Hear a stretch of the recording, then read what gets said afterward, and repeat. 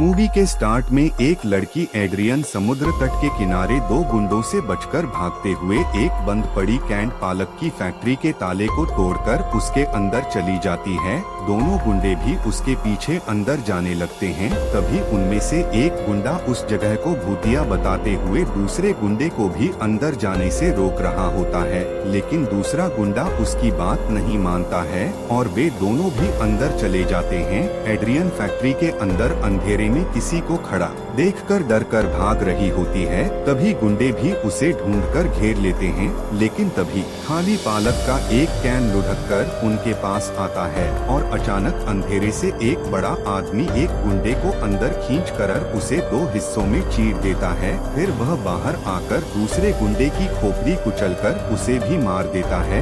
Adrian डरकर उसे monster कहती है। तब वह जवाब देता है, मैं वही हूँ जो मैं हूँ, और फिर स्क्रीन ब्लैक हो जाती है। अब सीन शिफ्ट होता है और हम डेक्टर और उसकी दोस्त लीसा को देखते हैं। डेक्टर अपने कॉलेज असाइनमेंट प्रोजेक्ट के लिए एक प्रसिद्ध लेजेंड द सेलर मैन पर एक डॉक्यूमेंट्री बना रहा है। उसकी एक और दोस्त ओलिविया भी मदद करने वाली है। डेक्टर ओलिविया को पसंद करता है। ओलिविया भी इस urban legend the sailor man के बारे में जानने के लिए एक्साइटेड होती है। डेक्टर उन्हें बताता है कि लोगों का मानना है कि सेलर मैन आज भी किसी की तलाश में उन पुराने बंदरगाहों पर घूमता रहता है। लीसा और उसका क्रश सेठ भी डेक्टर के प्रोजेक्ट में हेल्प करने के लिए रात में उनके साथ उन्हीं बंदरगाहों और फैक्ट्री में जाने वाले होते हैं। दूसरी तरफ हमें उसी कैंट पालक फैक्ट्री के मालिक मिस्टर एलिस्टर दिखाए जाते हैं, जो फैक्ट्री बेचने के लिए एक ब्रोकर मार्गो से उसी फैक्ट्री में मिलते हैं।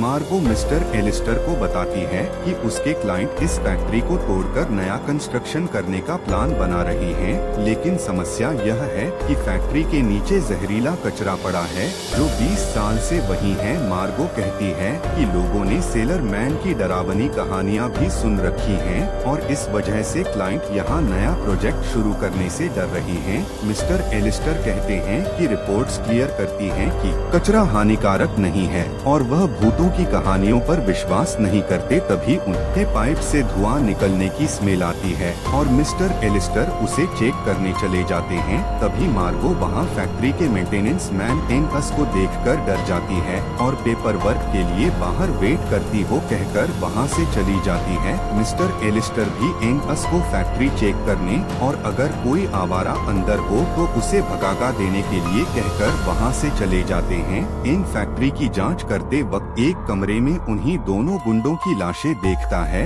जो पहले मारे गए थे। वह वहाँ से जाने लगता है, लेकिन तभी वह बड़ा आदमी वहाँ आ जाता है और एंग का सिर कुचलकर उसे भी मार देता है। अब डेक्टर और ओलिविया अपनी एक और दोस्त केटी को लेने एक बार में जाते हैं। डेक्टर को फैक्ट्री का मालिक परमिशन नहीं देता है, इसलिए वे लोग बिना परमिशन ही वहाँ जाने का प्लान बना रहे होते हैं और द सेलर मैन के भूत की कहानियों पर चर्चा कर रहे होते हैं। तभी बार में बैठा एक शराबी आदमी बर्नी उनकी बातें सुन लेता है और उन्हें बताता है कि सेलर मैन कोई भूत नहीं है, वह एक असली इंसान है और वह वहाँ अपने खोए हुए प्यार का इंतजार कर रहा है। तभी वहाँ केटी का गुसल बॉयफ्रेंड जोई अपने दो दोस्तों जेसी और टेरी के साथ आता है, लेकिन केटी उसे बाय करती है और डेक्टर और ओलिविया के साथ फैक्ट्री जाने के लिए निकल जाती है। अब केटी, डेक्टर और ओलिविया उसी कैंट पालक फैक्ट्री में आ जाते हैं, जहाँ उन्हें सेठ और लीसा भी मिलते हैं। फैक्ट्री में लॉकलगा होता है,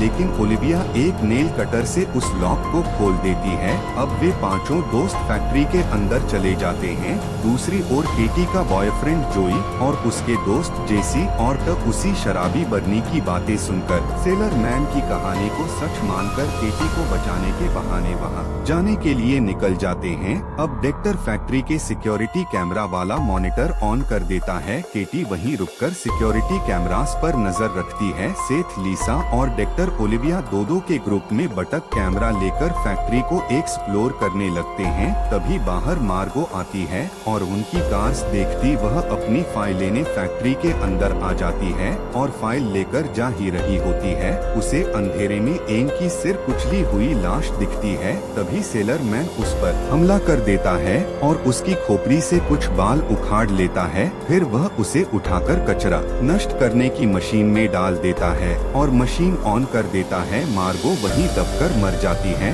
अब डेक्स्टर और ओलिविया को एक जगह एक लॉकर मिलता है। ओलिविया उसे भी एक पिन से खोल लेती है। उसमें उन्हें कुछ कॉन्फिडेंशियल पेपर्स मिलते हैं। एक इंटरनेशनल रिपोर्ट को पढ़कर डेक्टर को पता चलता है कि फैक्ट्री को पालक के संक्रमण से लोगों को न्यूरोलॉजिकल इन्फेक्शन होने के कारण बंद कर दिया गया था। उन्हें पता चलता है कि मिस्टर एलिस्टर फैक्ट्री और उनके टाउन के इकलौते न्यूज़पेपर दोनों के मालिक हैं, इसलिए उन्होंने इस सच्चाई को दुनिया से छुपा लिया था। अब सेथ और लीसा भी उनके पास आ जाते हैं। वे सब लोग पाइप से आ रही धुएं की गंध को महसूस करते हैं और उसे ढूंढते हुए एक रूम में जाते हैं। वहाँ दीवार पर उसका नाम लिखा होता है, पोपाई द सेलर मैन। दूसरी ओर केटी ऑफिस में पोपाई को देखती है और कहानी वाला सेलर मैन सच में है सोचकर वह डरकर भागते हुए वह अपने बॉयफ्रेंड जोई से टकराती है। जोई भी अपने दोस्तों के साथ फैक्ट्री में आ जाता है। केटी उससे कहती है हमें जल्दी यहाँ से भागना होगा, लेकिन जोई उसे डांटने लगता है।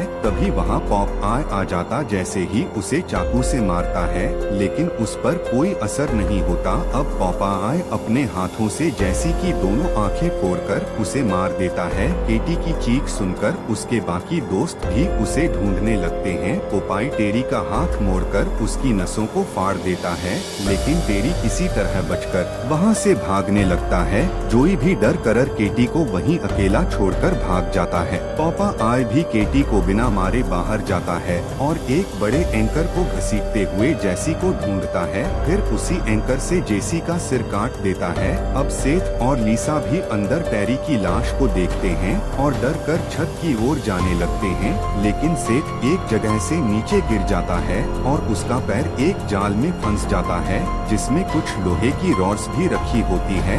लीसा उसे ढूंढते हुए वहां आ जाती है। तभी लोहे की रॉड्स सेठ के पेट में गिर कर घुस जाती है और वह मर जाता है। अब लीसा भी पोपाई से डरकर छत की ओर भागते हुए सेठ के पेट में गड़ी लोहे की रॉड्स पर गिर जाती है और वह भी मर जाती है। इसी दौरान डेक्टर और ओलिविया घूमते हुए पोपाई के ठिकाने पर पहुंच जाते हैं। वहां उन्हें पोपाई की पुरानी फोटो मिलती है, साथ में उसकी वाइफ और उसकी बेटी की भी फोटो होती है। वहां उसे उसकी वाइफ ऑलिव ऑयल का आईडी कार्ड मिलता है। वहीं रखे कुछ न्यूज़पेपर्स पढ़कर उन्हें समझ आता है कि पोपाई की वाइफ ऑलिव ऑयल ने ही इस फैक्ट्री में काम करते हुए पालक के संक्रमण का पर्दाफाश किया था, लेकिन उसके बाद वह कहीं लापता हो गई। तभी वहां पोपाई की आवाज सुनकर वे दोनों एक दरवाजे के पीछे छिप जाते हैं। अब वे लोग पोपाई को अपने सामने देखते हैं। डेक्टर उसका वीडियो बनाने लगता है। पोपाई भी जहरीली बालक खाता है और वहां से चला जाता है। अब डेक्टर और ओलिविया भी बाकी सबको ढूंढते हुए वहां से भागने लगते हैं। उन्हें एक जगह सेठ और लीसा मरे हुए दिखते हैं। अब वे दोनों पोपाई की फैक्ट्री से बाहर जाने का रास्ता ढूंढने लगते हैं, लेकिन जैसे ही दरवाजा खोलते हैं पोपाई वही डेक्स्टर का एक हाथ पकड़कर उसे ऊपर उठा लेता है, लेकिन ओलिविया चिल्लाती है उसे छोड़ दो और पापा उसकी बात मानकर डेक्टर को छोड़ देता है। ओलिविया तुरंत दरवाजा बंद कर देती है और वे दोनों एक जगह जाकर छिप जाते हैं। डेक्टर के हाथ की हड्डी टूट जाती है। ओलिविया उसे अपने मुंह पर कपड़ा रखने कहती है और फिर झटके से उसकी हड्डी सीधी कर देती है। ओलिविया डेक्टर से कहती है मुझे लगता है कि पापा आय हमें मारना नहीं चाहता, वह बस अपनी जगह की रक्षा करना चाहता है। उसे पालक के इन्फेक्शन ने एक म्यूट बना दिया है। कहती है हमें एक बार फिर से भागने की कोशिश करनी चाहिए। मुझे लगता है कि पापा आई हम पर हमला नहीं करेगा। तभी डेक्टर उससे पूछता है तुमने पोपाई को मुझे छोड़ने के लिए कहा और उसने तुम्हारी बात मान लिया। डेक्टर समझ जाता है कि ओलिविया उससे कुछ छिपा रही है, लेकिन ओलिविया कहती है हमें पहले यहाँ से बचकर निकलना होगा और फिर डेक्टर को साथ लेकर फैक्ट्री से बाहर जाने का रास्ता ढूंढने लगती है। तभी सामने पोपाई आ जाता है। ओलिविया इमोशन होकर उससे कहती है आप मुझे जानते हैं ना पापा। पोपाई भी उसे पहचानकर इमोशनली मेरी स्वीट ही कहता है यही वह पल है जब हम हमें समझ आता है कि पोपाई की फैमिली फोटो में जो छोटी बच्ची थी वह असल में ओलिविया ही है। लेकिन तभी जोई वहां आकर पोपाई को गोली मार देता है। ओलिविया और डेक्टर जोई को समझाने की कोशिश करते हैं कि यह सब जहरीली पालक की वजह से हो रहा है, लेकिन जॉय उन दोनों को ही गन दिखाकर डराने लगता है। तभी पोपाई वापस आकर जोई को मारने लगता है, लेकिन ओलिविया उसे रोकती है और कहती है, मैं जानती हूँ आप मुझे ढूंढ रही हैं। इन सबको तो पता भी नहीं कि वे लोग आपके घर को डिस्टर्ब कर रहे हैं। वह पपाई से कहती है, आपको यह जहरीली पालक खाना बंद करना पड़ेगा, यह आपके दिमाग को नष्ट कर रही है। मैं आपको ठीक करने में मदद कर सकती हूँ, फिर हम साथ मिलकर मॉम को भी ढूंढ लेंगे। लेकिन तभी जॉय पीछे से ओलिविया को पकड़ लेता है। वह एक खाली कैन उसके गले पर रख देता है। जोई को लगता है कि ओलिविया ने ही उन्हें यहाँ लाकर फंसाया है, लेकिन ओलिविया उससे कहती है, ऐसा नहीं है। तभी पोपाई गुस्से में जोई को पकड़ लेता है और ओलिविया और डेक्टर को वहाँ से भाग जाने के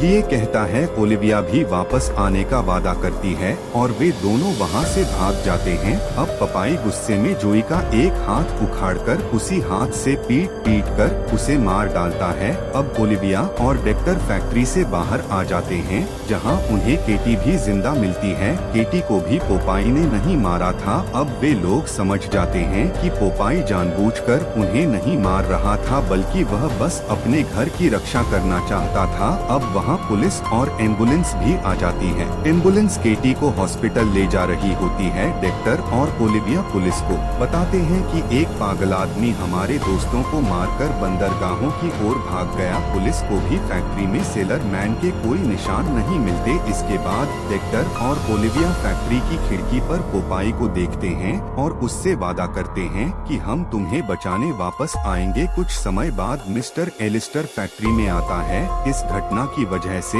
उसकी फैक्ट्री की डील कैंसिल हो चुकी होती है, इसलिए वह गुस्से में किसी भी कीमत पर इस फैक्ट्री को डिस्ट्रॉय करने का प्लान करने लग। तभी एक खाली कैन लुढ़क हुआ उसके पास आता है और पोपाई भी उसके सामने आ जाता है और मैं वही हूँ जो मैं हूँ कहते हुए मिस्टर एलिस्टर की खोपड़ी को कुचल दे। इसी के साथ मूवी यही खत्म होती है। उम्मीद है आपको कहानी अच्छी लगी होगी। कहानी अच्छी लगी हो तो चैनल को सब्सक्राइब कीजिए। Thank you.